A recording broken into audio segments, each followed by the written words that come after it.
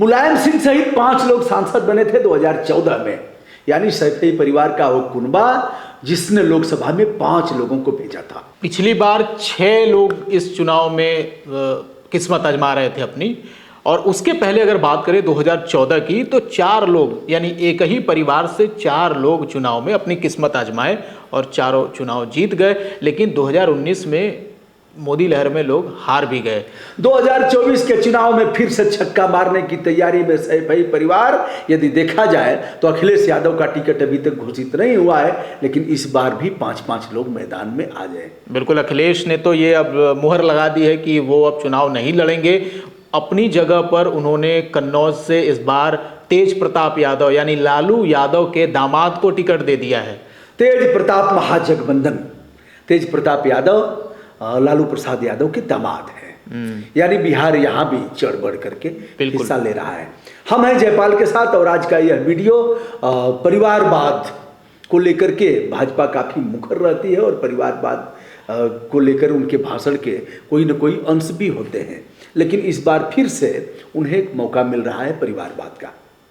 कैसा लग रहा है? मैं हूं जयपाल के साथ, और आज की चर्चा कुछ इन्हीं संदर्भों में, कुछ खट्टी, कुछ मीठी, कुछ आपको खराब लगेगी, कुछ किसी को अच्छी लगेगी, लेकिन जो अच्छा है वही हम लोग कहेंगे। स्वागत है आप सभी का।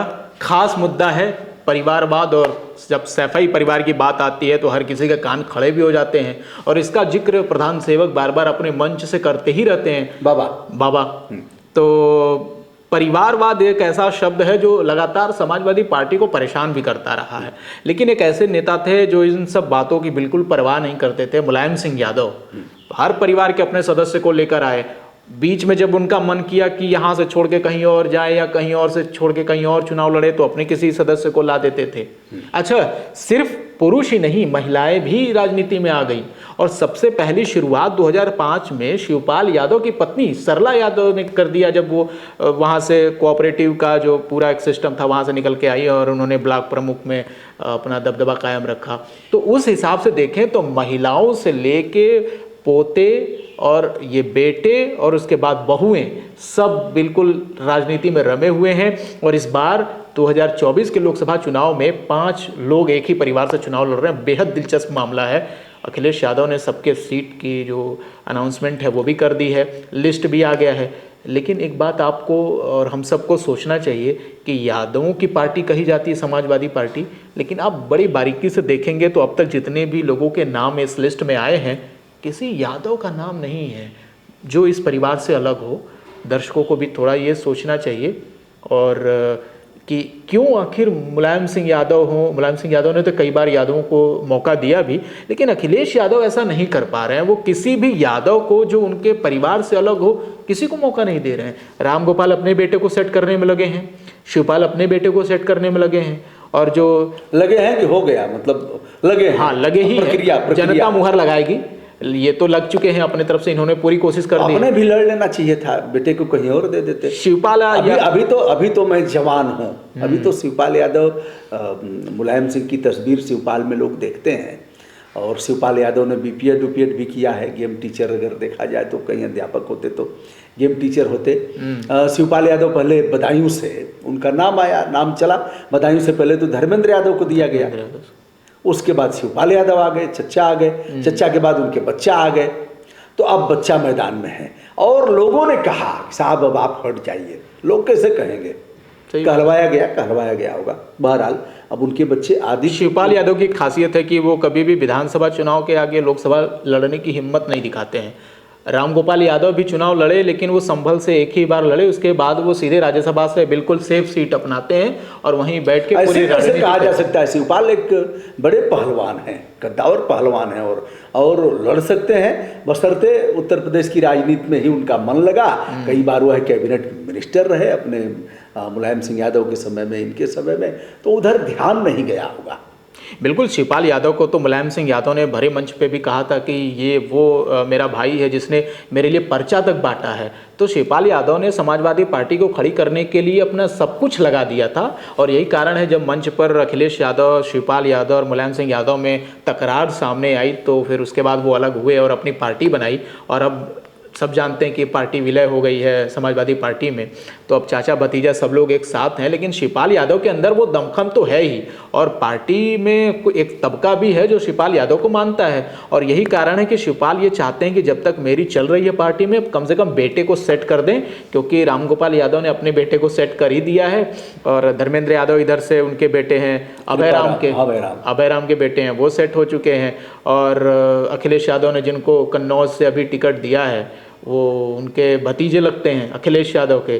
तो दूसरी पीढ़ी भी अब आ गई है इसमें। उधर डिम्पल यादव लड़ी रही हैं, अखिलेश यादव उनको सेट कर ही दिए हैं, पीछे अपनी बेटी अदिति को भी उन्होंने लगा दिया है। तो इस संकेत साफ तौर पर है कि परिवार का कुनबा बढ़ता ही जा रहा। क्या बात है, डिम्पल अब मैदान में अकेले जूझ रही हैं और उन्होंने केवल अपनी बेटी को लिया है। बेटी भी अब प्रणाम करने तो आ ही गया है, मिलने जुलने आ ही गया है, और चूंकि खानदानी पॉलिटिकल लोग हैं इसलिए वह मूल में है वह चीज़ें।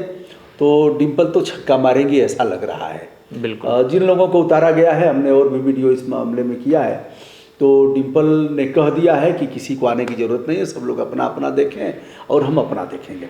अच्छा, एक दिलचस्प सीट लगती है निरहुआ वाली आजमगढ़, जिसमें उपचुनाव में धर्मेंद्र यादव हार गए थे, लेकिन पता नहीं क्या सोचकर अखिलेश यादव ने दोबारा धर्मेंद्र यादव को मैदान में उतारा है। इस बार क्या लगता है कि ये चुनाव दिलचस्प होगा? अभी हम लोग अच्छा, ये तो सैफई का ही अंश है ना। आजमगढ़ मुलायम दोस्तों, वही आजमगढ़ जहाँ मुलायम सिंह यादव 2014 में सांसद होते हैं, 2017 में 2012 में अखिलेश यादव मुख्यमंत्री हो गए थे, 2014 में सांसद हो रहे हैं, और फिर अगला चुनाव जो होता है उसमें 2019 में अखिलेश यादव अपने पिता की उस सीट पर आते हैं और भारी मत से निरहुआ को हरा करके सांसद हो जाते हैं।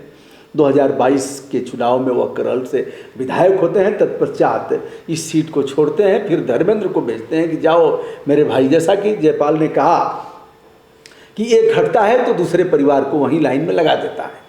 तो ऐसे में लाइन में लगा दिए गए धर्मेंद्र यादव, लेकिन निरहुआ ने चरखी दाव नहीं चलने दिया। सैफई वाला दाव फेल हो गया। अभी तो पहलवान है ना गाजीपुर का, बिल्कुल दिनेश लाल यादव निरहुआ, तो यह भी पहलवानी का दाव पे सीखा ही है। यह भी यदुवंशी, वह भी यदुवंशी, तो इसका दाव लग गया बढ़िया से। और हो सकता है अब बड़े पहलवान ललकार रहे थे, दोनों पहलवानों की ललकार थी, चढ़ जा बेटा सूली पर। तो सूली पर गलत बात है, भला करेंगे राम, एक कहावत है, तो ऐसा नहीं है, चढ़ जा हम है ना, ऐसे कह के निरहुआ ने छक्का मार दिया। अब इस बार काफ़ी रोमांचक मुकाबला है और यह लड़ाई कुछ कहा नहीं जा सकता, लेकिन अभी तक जो देखा जा रहा है, पिछली बार हार का मुंह देख करके धर्मेंद्र गए, लौट करके तो फिर नहीं आए। और यह सब कोई विषय भी नहीं है कि दिन भर निमंत्रण करिए, मरने जीने में जाइए, भूरी भैंस का पड़वा मर गया तो उसमें भी उसके परवाह करने में जाइए, ये सब कोई विषय नहीं है। विषय तो जाति का है, विषय धर्म का है, और विषय कुछ अन्य चीज़ें भी हैं, लेकिन इसका मूल्यांकन नहीं होता कि कौन व्यक्ति कितना पढ़ा लिखा है और कितना समर्पित है। सही, बिल्कुल सही बात कह रहे हैं। लेकिन सोचने वाली बात यही है कि आखिर क्या मजबूरी है कि जो पीडीए की बात कर रहे थे उसमें ये असहज क्यों हो जाते हैं किसी गैर परिवार के यादवों को टिकट देने में, क्योंकि उनकी भी एक अपनी बहुत बड़ी भूमिका है। और यादव कभी भी नहीं चाहता कि वो समाजवादी के अलावा किसी और पार्टी को वोट करे, और वो उसके लिए अपनी बदनामी भी सहता है, कई जोखिम भी उठाता है। कई लोग कहते भी हैं कि यादवों के लिए कुछ भी कर दिया जाए लेकिन वो समाजवादी पार्टी नहीं छोड़ेंगे, मतलब खूंटा वहीं गाड़ेंगे, खूंटा गाड़ के रखते हैं, बिल्कुल। और इस बात को जो अखिलेश यादव हैं वो भी समझते हैं, लेकिन मजबूरी है कुछ कि वो टिकट नहीं दे पा रहे हैं। एक तो परिवार में तनाव है, इससे इनकार तो नहीं किया जा सकता। यदि तनाव चरम पर नहीं होता तो शिवपाल यादव पार्टी अलग पार्टी नहीं बनाते। कुछ दिन में इस बात को लोग भूल जाएंगे कि शिवपाल यादव ने कभी समाजवादी पार्टी से अलग थलग होकर के अपनी पार्टी न केवल पार्टी बनाया था बल्कि चुनाव भी लड़े थे। बिल्कुल, चचा भतीजा आमने सामने थे। उसी तनाव का असर था कि अखिलेश यादव की सरकार बनते बनते रहेगी। नहीं, बहुत सारे लोगों ने कहा कि पूरे जो फोकस है लोगों का, पूरी एनर्जी है वो परिवार के झगड़े में चली गई, और वो जो खामियाजा है उसका भुगतना भी पड़ा, सीटें भी काफ़ी कम आई, और मुलायम सिंह यादव की बेइज्जती हुई, इससे भी कई लोग नाराज़ हुए जो मुलायम तबके के लोग थे। तो अखिलेश यादव को इसका भी खामियाजा उठाना पड़ा है। और अभी भी परिवार और परिवार के लोग जो अखिलेश यादव के इर्द गिर्द हैं वो कहीं ना कहीं इस भूमिका में हैं कि सत्ता जो है उन्हीं के हाथों में रहे, जो मेन डिसीजन मेकिंग पावर है वो उन्हीं के हाथों में रहे, कहीं बाहर न जाने पाए। जयपाल, इसका जवाब अब अखिलेश यादव क्या देंगे? जैसे परिवारवाद अब फिर से यह लग रहा था कि उतने लोग नहीं उतरेंगे, किसी अन्य लोगों को भी उतारेंगे, लेकिन उन्होंने मैदान में उतार ही दिया। समाजवादी पार्टी की 5 सीटें केवल आई थी 2019 में देखा जाए तो, और बहुजन समाज पार्टी की 10 सीटें आई थी। यह तब आई थी जब दोनों का गठबंधन था। अब इस बार गठबंधन नहीं है, लेकिन अब गठबंधन है कांग्रेस के साथ और अन्य एक महागठबंधन बना लिया गया है। लेकिन यहाँ तो केवल 2 ही पार्टियों का गठबंधन है अगर यूपी में देखा जाए तो ऐसे में जवाब क्या देंगे वह? अब जवाब देने लायक कुछ बचा नहीं है। अब जनता नहीं, जवाब देंगे कि तुम भी तो वही हो। बिल्कुल, यह भी कहेंगे। जैसे अभी संजय निषाद की नाक कट गई, डॉक्टर संजय निषाद की, तो नाक कट गई। नाक किसने काटा? नाक कटना तो बहुत खराब है, और नाक कटने पर पूरा वह युद्ध हो गया श्रीलंका से लेकर के और यहाँ तक। बिल्कुल, तो नाक कट गई। नाक कटने का मतलब इज्जत उतर गई। योगी जी बहुत नाराज हैं, लेकिन योगी जी के भी नहीं हैं डॉक्टर संजय निषाद। संजय निषाद थोपे गए हैं। योगी वहाँ लाचार और हताश हैं उनके, क्योंकि संजय निषाद के बेटे ने योगी आदित्यनाथ की खाली सीट पर भाजपा के प्रत्याशी को चारों खाने चित्त कर दिया था। बिल्कुल, फिर बाबा ने समझा कि अगर इसको हम अलग थलग करेंगे, आइसोलेट करेंगे, तो हम ठीक से स्थापित नहीं हो पाएंगे, इसलिए मिला लिया।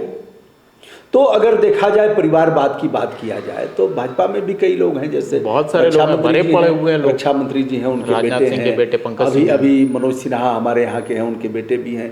अलग बात है कि टिकट किस कारण से नहीं मिल पाया। तो ये है अभी जो नए चचा आए हैं, जिनको पियर का चचा लोग बोलते हैं, उनके बेटे हैं। हाँ, वह दोनों बेटों को समायोजित करना चाहते हैं। अपने समायोजित हैं, बेटे को सांसद बनाएंगे, एक बेटे को एमएलसी बना देंगे।